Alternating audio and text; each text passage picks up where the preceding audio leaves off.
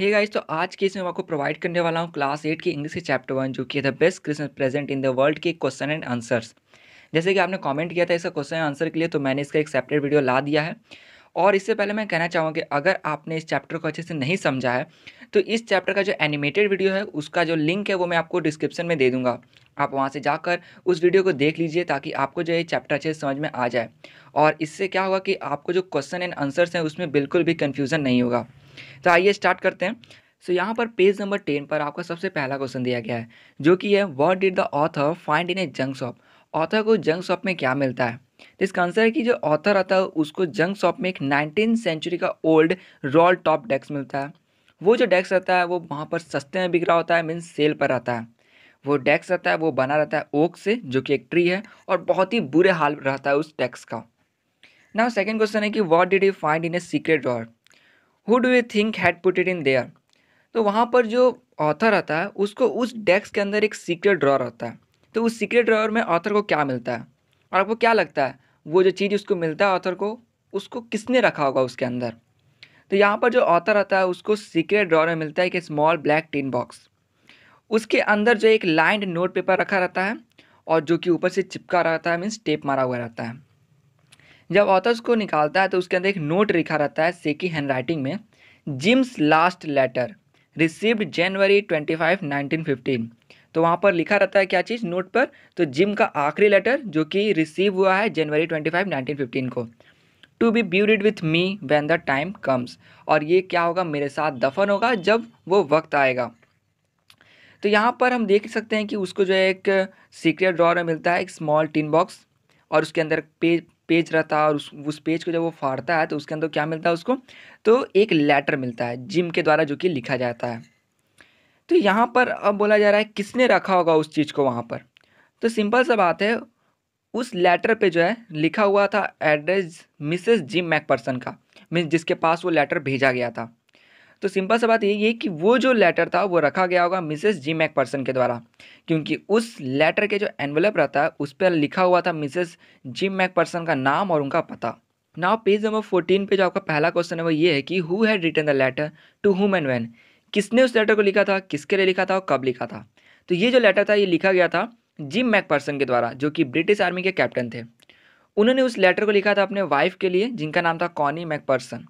ठीक है, और वो जो लेटर था उन्होंने लिखा था 26 दिसंबर 1914, मतलब जिस वक्त में लड़ाई चल रही थी ब्रिटिश और जर्मनी के बीच में, तो उस वक्त में उन्होंने ये लेटर लिखा था अपने वाइफ के लिए। नाउ सेकंड क्वेश्चन आता है कि why was the letter written. अब वो लेटर था वो क्यों लिखा गया था? What was the wonderful thing that had happen. और वो कौन सा वंडरफुल थिंग था जो कि घटा था उस वक्त? तो वो जो लेटर था उस लेटर में जिम जो थे उन्होंने बताया था कि किस तरह जो क्रिसमस के डे के दिन जब मतलब लड़ाई चल रहा था, ठीक है, तो उस वक्त में भी किस तरह जो दोनों आर्मी थे, उसके जितने भी सेना में जो भी आदमी था वो दोनों ही बहुत शांति से थे। उन दोनों ने जो है जो क्रिसमस था उसको सेलिब्रेट किया। मतलब यहाँ पर जो जिम थे वो सिंपली बताना चाह रहे थे कि किस तरह लड़ाई के बीच में जो थे सोल्जर्स थे उनके बीच में कितना शांति था। वो लोग वहाँ पर क्रिसमस को सेलिब्रेट किए, जो खाना था उसको शेयर किया, और साथ में जो फ्रेंडली फुटबॉल मैच है वो खेल रहे थे वो लोग। तो इसी चीज़ को उन्होंने बोला कि किस तरह का जो वंडरफुल डे था जिस वक्त लड़ाई के बीच में भी कितनी शांति हो गई थी और सब जो थे वो एक साथ मिलजुल के रह रहे थे।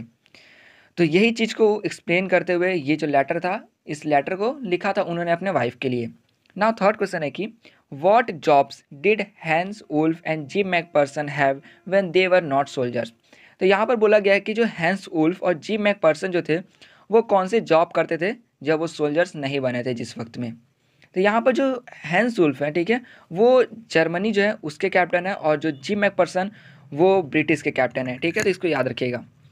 नहीं, यहाँ पर मतलब आर्मी में ज्वाइन करने से पहले जो हैंस वुल्फ थे वो डफलडॉर्फ में सेलो, ठीक है, मतलब प्ले किया करते थे, जो कि एक म्यूज़िक टाइप में हो गया, एक इंस्ट्रूमेंट है, म्यूजिकल इंस्ट्रूमेंट। वो ऑर्केस्ट्रा में प्ले किया करते थे उस म्यूजिकल इंस्ट्रूमेंट को। और जो जिम मैकपर्सन थे वो डोरसेट में एक टीचर थे। डोरसेट एक जगह का नाम है, ठीक है। अब जो फोर्थ क्वेश्चन आता है इसमें बोला गया है कि had Hans Wolf ever been to Dorset, why did he say he knew it. क्या कभी हैंस वुल्फ डॉर्सेट गए थे और उन्होंने ऐसा क्यों कहा कि वो उस प्लेस को, मीन्स डॉर्सेट को, जानते हैं उसके बारे में? तो यहाँ पर आंसर है कि नहीं, हैंस वुल्फ कभी भी डॉर्सेट नहीं गए थे। उन्होंने ऐसा इसलिए कहा कि वो डॉर्सेट को जानते हैं क्योंकि उन्होंने डॉर्सेट के बारे में अपने स्कूल में पढ़ा था। वो जो इंग्लिश बुक को रीड किया करते थे उसमें उन्होंने डॉर्सेट के बारे में पढ़ा था। यहाँ तक ये बताते हैं कि उनके जो फेवरेट जो राइटर थे जिनका नाम था थॉमस हार्डी, ठीक है, उन्होंने एक नॉवल लिखा था from far from the madding crowd, ठीक है, उसके अंदर भी डॉर्सेट जो प्लेस है उसके बारे में थोड़ा मतलब नहीं होता है बताया गया था। तो वही कहते हैं कि नहीं वो कभी वहाँ पर गए नहीं है, लेकिन उन्होंने बुक में और स्कूल में उस चीज़ के बारे में पढ़ा है। अब अगर 5 नंबर जो क्वेश्चन है उसमें बोला जाता है कि do you think Jim Macpherson came back from the war, how do you know this? क्या आपको लगता है कि जिम मैकपर्सन वॉर से जो है कभी वापस आए होंगे घर पर अपने, और आपको ऐसा क्यों लगता है?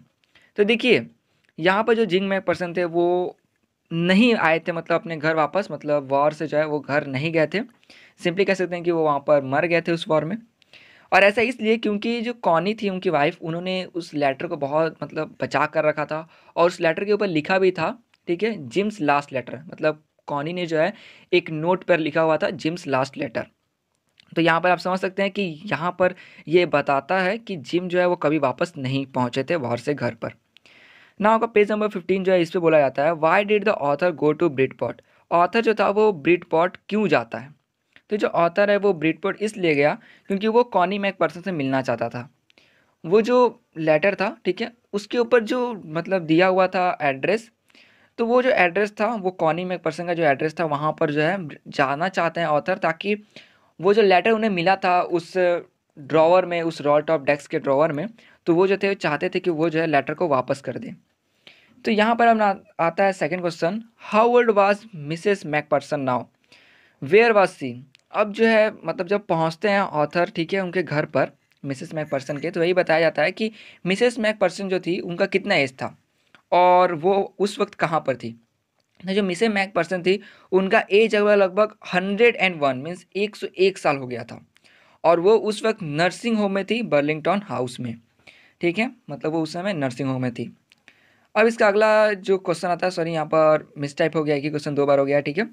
इसका अगला क्वेश्चन आपका पेज नंबर 16 पर आता है कि who did Connie Macpherson think her visitor was?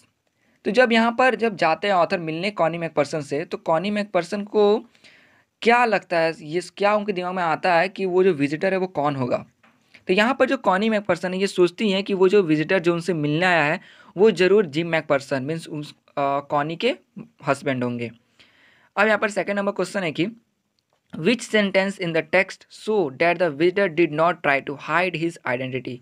तो यहाँ पर जो आपको ये जो बुक जो है, ठीक है, इसके अंदर जो एक सेंटेंस लिखा हुआ है, ठीक है, तो आपको कौन सा वो सेंटेंस पढ़कर लगता है कि वहाँ पर जो ऑथर जब गया था मिलने कॉनी मैकपर्सन से, तो उन्होंने पूरा चीज़ डिस्क्राइब किया कि कैसे उनको लेटर मिला था, तो आपको वो कौन सा ऐसा मतलब टेक्स्ट दिखता है जिससे कि ये पता चल जाता है कि यहाँ पर जो ऑथर थे वो अपने आइडेंटिटी को हाइड नहीं कर रहे थे?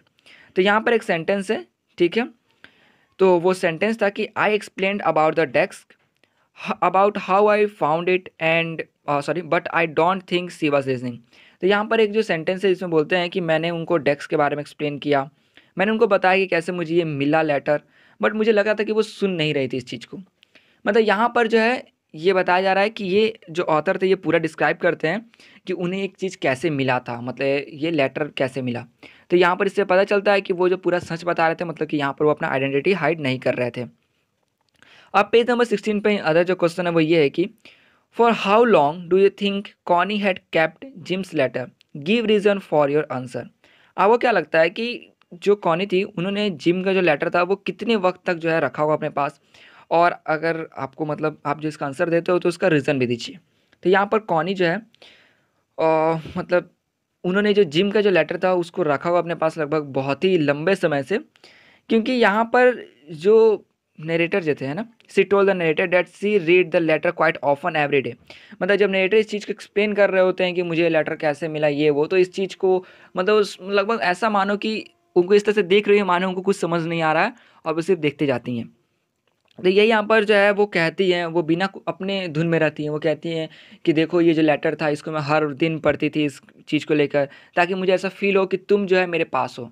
मतलब यहाँ पर जो है कॉनी को ये लगता था कि जो नरेटर है वो नरेटर ना हो के उनके हस्बैंड हो, ठीक है, यहाँ पर उनको ये कन्फ्यूज़न चल रहा था। नाउ सेकंड नंबर क्वेश्चन है why do you think the desk had been sold and when? आपको क्यों लगता है कि डेस्क क्यों बेचा गया होगा और कब? तो जो डेस्क था वो बेचा गया होगा जब कॉनी जिस घर में रहती होंगी उस घर में आग लगा था।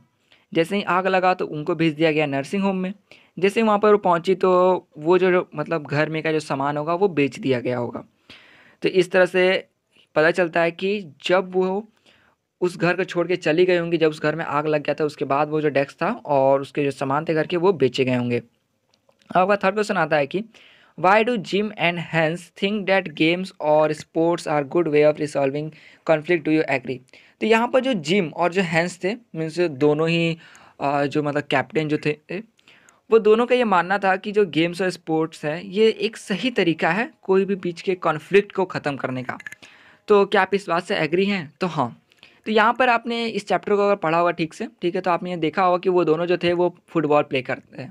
तो जब फुटबॉल प्ले करते हैं तो हार जीत होता है। तो इसमें क्या होता है, हार जीत में किसी की मृत्यु नहीं होती है। तो वही कहते हैं यहाँ पर ये लोग कि काश ऐसा होता कि कोई भी जो लड़ाई ये सब है, वाद विवाद है, वो सब गेम्स के द्वारा सॉल्व हो जाता। मतलब कि जो गेम्स का कंपटीशन होता उसमें जो जीतता या फिर जो हारता इस तरह करके वो जो चीज़ है वो सॉल्व हो जाता। क्योंकि यहाँ पर जो ये लड़ाई होता है, ठीक है, मीन्स जो फाइट होता है, वॉर होता है, तो इस वॉर में क्या होता है कि बहुत सारे सैनिक मारे जाते हैं। इस तरह से उनके जो बच्चे वो अनाथ हो जाते हैं और जो उनकी पत्नी सब होती हैं वो विधवा हो जाती हैं। तो वही ये लोग कहते हैं कि काश ऐसा होता कि ये जो कॉन्फ्लिक्ट होता है, ये जो लड़ाई ये सब होता है, ये पीसफुली जो है सॉल्व हो जाता। और पीसफुली सॉल्व होने के लिए चाहते थे कि काश स्पोर्ट्स या गेम्स को खेल कर उसमें जो जीतता है इस चीज़ को जो है निर्णय में लेकर कोई भी लड़ाई जो है ये सॉल्व हो जाता। क्योंकि स्पोर्ट्स को या फिर गेम्स खेलने में कोई मरता नहीं है, कोई बच्चा जो है अनाथ नहीं होता, कोई जो वाइफ है वो विधवा नहीं होती है। इसलिए जो है ये लोग सोचते हैं काश जो है कॉन्फ्लिक्ट जो होता है ये सब पीसफुली जो है निपट जाता। तो यहाँ पर कह सकते हैं कि आप इस बात से एग्री हैं? तो हाँ, इस बात से एग्री हैं। लड़ाई ना हो के कोई अदर जो है कोई समाधान होना चाहिए जिससे बिना किसी की मृत्यु हुई कोई भी जो चीज़ है वो पीसफुली निपट जाए। नाउ 4 नंबर क्वेश्चन है, do you think the soldier of two armies are like each other और different from each other? Find evidence from the story to support your answer. आपको क्या लगता है कि जो सोल्जर्स जो 2 आर्मी के थे वो एक जैसे थे या अलग थे? और इस बात का जो आप देंगे, बोलेंगे उसका प्रूफ दीजिए अपने जो स्टोरी जो आपने पढ़ा उसके अंदर से। तो यहाँ पर देखा जाए तो हमें ये देखने को मिलता है कि जो दोनों आर्मीज़ थे वो सिमिलर थे। क्योंकि यहाँ पर जो थे क्रिसमस के दिन जो था दोनों आर्मीज़ जो थे वो सेलिब्रेट करते हैं क्रिसमस डे को। मतलब वहाँ पे लड़ाई के बीच में भी उस दिन जो है वो लोग शांति से जो है क्रिसमस को सेलिब्रेट करते हैं। वो लोग अपना खाना शेयर करते हैं, एक साथ खाते हैं, मतलब ड्रिंक करते हैं और हँसते ये सब हैं। और साथ में वो दोनों जो रहते हैं आर्मीज़ के जो मतलब जो भी आर्मीज़ के जो भी मेंबर्स हो गए, ठीक है? वो लोग क्या करते हैं कि एक साथ फुटबॉल मैच भी खेलते हैं और वो जो फुटबॉल मैच होता है वो फ्रेंडली होता है। मतलब ऐसा नहीं कि कोई हार गया तो सीधे लड़ना ये सब शुरू, ऐसा नहीं था। फ्रेंडली फुटबॉल फुटबॉल मैच रहता है। और इस तरह से वो लोग भी ये समझते हैं कि वॉर जो है ये किसी चीज़ का समाधान नहीं है। क्योंकि वॉर जो है इसका बहुत सारा बुरा इम्पैक्ट होता है। और ये बुरा इम्पैक्ट मेनली जो है मतलब जो आदमी जो भी सेना में रहता है और लड़ने जाता है उसके फैमिली में पड़ता है। क्योंकि अगर कोई मरता है तो घर वाले जो है उनके ऊपर उसका असर पड़ता है। इवन यहाँ पर मतलब देखा जा सकता है कि वो दोनों आदमी का जो थिंकिंग था दोनों ही आर्मीज़ का वो सेम था कि वॉर जो है वो सही चीज़ नहीं है। आगे जो है ये बताया जाता है 5 नंबर में कि वो जो लोग थे वो लोग मतलब सॉन्ग को शेयर करते हैं। मतलब कोई जो है जैसे जर्मनी वाले हो गए हैं वो दूसरे का ब्रिटिश का सॉन्ग आने लग गया, ब्रिटिश वाले जर्मनी का सॉन्ग आने लग गया, ठीक है? तो इस तरह से ये लोग जो है देख सकते हैं कितना मतलब एक साथ मिलकर रहते हैं। यहाँ पर सिमिलरिटी हमें ज़्यादा देखने को मिल रही है। नाउ 5 नंबर क्वेश्चन है कि mention the various ways in which the British and the German soldier become friend and find things in common at Christmas। तो ऐसा मतलब वेज बताइए जिस वे में जो है वो ब्रिटिश जो हो गए और जो जर्मन हो गया सोल्जर्स वो फ्रेंड बन गए थे। और कॉमन थिंग फाइंड कीजिए क्रिसमस के दिन का। तो क्रिसमस के दिन का कॉमन थिंग ये है कि देखिए सबसे पहले तो बात यह है कि वो दोनों पहले इनिमीज थे क्योंकि दोनों के बीच में लड़ाई चल रहा था। लेकिन फिर भी कुछ भी हो वो दोनों थे तो ह्यूमन बींग्स ही। दोनों के मन में ये सही ख्याल था कि वार जो है ये सही चीज़ नहीं है, मीन्स वार जो है इसमें सिर्फ नुकसान होता है। जैसे देख सकते हैं कि यहाँ पर जो है ये दोनों जो थिंकिंग था ये सब में था। यहाँ पर जिस तरह से ये लोग बताया गया है कि ये लोग ह्यूमन बींग्स थे, मतलब कि दोनों का थिंकिंग जो था कि लगभग सेम था। ये लोग चाहते थे कि वो जो दिन था वो दिन वो लोग अच्छे से गुजारें, इसलिए वो लोग क्या करते हैं क्रिसमस का जो डे रहता है उसको सेलिब्रेट करते हैं। मतलब एक दूसरे में मज़ा करते हैं और गेम वेम खेलते हैं। तो यहाँ पर देख सकते हैं कि ये पूरा फ्रेंडली बिहेवियर बता रहा है इनका। तो यहाँ पर एक चीज़ और उठेगा कि आखिर ये लोग जब इतने फ्रेंडली थे तो ये फिर बाद में लड़ाई क्यों करते हैं? तो लड़ाई करने का वजह यही था कि सरकार से लोड ये सब चीज़ हो गया, ठीक है? मतलब दबाव एक तरह से देख सकते हैं हम लोग। ऐसा नहीं कि सब एक जैसे होते हैं, कुछ अलग भी व्यक्ति होते हैं। तो यहाँ पर लड़ाई करना जो है अगर कोई नहीं भी चाहता तब भी उसे करना पड़ता है, मतलब यहाँ पर उनके ऊपर दबाव रहता है। तो ये हम लोग कह सकते हैं, मतलब यहाँ पर ये लोग बहुत फ्रेंडली, ये लोग ये खुद चाहते थे कि लड़ाई ना हो, लेकिन फिर भी ऐसा नहीं होता है क्योंकि जो दबाव होता है वो अलग चीज़ हो गया। नाउ 6 नंबर क्वेश्चन हो गया कि what is Connie's Christmas present, why is it the best Christmas present in the world? जो कॉनी था उसके लिए कौन सा क्रिसमस प्रेजेंट था और क्यों उसके लिए ये जो है बेस्ट क्रिसमस प्रेजेंट था वर्ल्ड का? तो यहाँ पर कोनी के लिए जो क्रिसमस प्रेजेंट ये था कि जब नरेटर गए थे कोनी से मिलने, तो कोनी जो है उनको ऐसा लगता है कि उसके हस्बैंड वहाँ पर आए, मीन्स जो जिम मैकपर्सन है वो उनसे मिलने आए हैं। कॉनी जो है वो बहुत वक्त से इंतज़ार करती हैं कि कब उसके हस्बैंड जो है ये वापस आएंगे। मतलब नहीं होता है कि ये मानने के लिए तैयार ही नहीं वो होती हैं कि उसके हस्बैंड जो है वो मर चुके हैं, और वो जो है वेट करती रहती हैं। और जिस वक्त नरेटर उनसे मिलने आते हैं उनके पास वो लेटर आता है, और जब नरेटर हर चीज़ को एक्सप्लेन करते हैं तो कॉनी को क्या लगता है कि वो जो है जिम मैकपर्सन है, मीन्स उसके हस्बैंड है। तो यहाँ पर कॉनी को ये लगता है कि उसके हस्बैंड है, इसलिए वो बहुत ज़्यादा खुश हो जाती हैं कि मेरे जो हस्बैंड है वो वापस आ गए हैं, और इस वजह से उनके लिए जो है वो लगता है कि वो बेस्ट क्रिसमस प्रेजेंट था। अब यहाँ पे क्वेश्चन है कि why it is the best Christmas present in the world? तो best Christmas present in the world इसलिए है कॉनी के लिए क्योंकि कॉनी जो है हर दिन उस लेटर को पढ़ती थी, ताकि वो फील कर सके जो जिम है वो उनके आसपास में है, मतलब उनकी दूरी महसूस ही ना हो। और जो वो लगभग हर दिन जो है उस लेटर को पढ़ती थी और उनका इंतज़ार करती थी, और अचानक से उनको ऐसा महसूस हुआ कि मानो जिम वापस आ गए हैं, तो उनको बहुत ज़्यादा खुशी हुआ, मानो कि वो जो है वर्ल्ड का बेस्ट क्रिसमस प्रेजेंट था, क्योंकि जो ऑथर थे वो क्रिसमस के डे ही जो है मिलने गए थे कॉनी से, इसलिए उनको लगता है कि ये क्रिसमस के डे जो है उनका बेस्ट प्रेजेंट है। नाउ इसका अगला क्वेश्चन है, do you think the title of this story is suitable for it, can you think of any other titles? क्या आपको लगता है कि ये जो टाइटल है इस स्टोरी का ये सही है? क्या आप अदर टाइटल्स के बारे में सोच सकते हैं? तो सही बताया था, मुसीबत से बचने के लिए कोई भी हार नहीं चाहता है, सब तो कहता है कि भाई टाइटल सही है। मैं भी कहूँगा हाँ, ये जो टाइटल है ये सही है, the best Christmas present in the world. लेकिन हाँ, जब बोला गया है कि अदर टाइटल बताने के लिए, तो आप जो अपने मन से कोई भी अदर टाइटल बता सकते हैं। बस ये ध्यान दीजिएगा कि जो चैप्टर है उससे वो टाइटल मिलता हो मैक्सिमम 50% से ऊपर। मतलब कि यहाँ पर 2 सीन बना है, एक वॉर का सीन बन गया और दूसरा क्या, बेस्ट क्रिसमस प्रेजेंट का। तो ऐसा टाइटल डालिए जिसके अंदर वॉर जो है ये आता हो, या फिर बेस्ट क्रिसमस प्रेजेंट वाला कोई चीज़ जो है उससे रिलेट होता हो। जैसे कि मैंने इसे एक टाइटल दिया है, ठीक है? मुझे नहीं पता कितना सूटेबल है, बट हाँ, मेरे हिसाब से ये सही लग रहा था मुझे। Peace between the war, war के बीच में शांति, ठीक है? तो मैंने इसको टाइटल दिया क्योंकि वॉर जो है इस चीज़ को भी इसमें बहुत ज़्यादा दर्शाया गया है। या फिर अदर आप टाइटल भी दे सकते थे कि मतलब जो मतलब उस क्रिसमस प्रेजेंट के जो गिफ्ट है उससे, ठीक है? तो इस तरह से ये जो है आपके ऊपर डिपेंड करता है कि आप जो चैप्टर है उसको ध्यान से देखें और उसमें मैक्सिमम जिस चीज़ को कवर किया हुआ है ना, मतलब पॉइंट जिस चीज़ के बारे में बताया गया है उस चीज़ से रिलेटेड जो है उसका नाम दें। तो ये था आपका पूरा ये क्वेश्चन एंड आंसर्स। आशा करूँ आपको वीडियो अच्छी लगी हो। मैंने यहाँ पर क्वेश्चन रीड कर दिया और आंसर्स मैंने बता दिया है। और अगर आपको इस क्वेश्चन आंसर का पीडीएफ चाहिए होगा तो आप जो है कमेंट कर सकते हैं। इसका जो पीडीएफ है वो मैं आपको लिंक जो है वो डिस्क्रिप्शन में दे दूँगा, ठीक है? तो इस तरह जो है आशा करूँ आपको ये चैप्टर जो है और जो ये क्वेश्चन आंसर है समझ में आ गया होगा। तो दोस्तों मिलते हैं इसके अगले वीडियो में।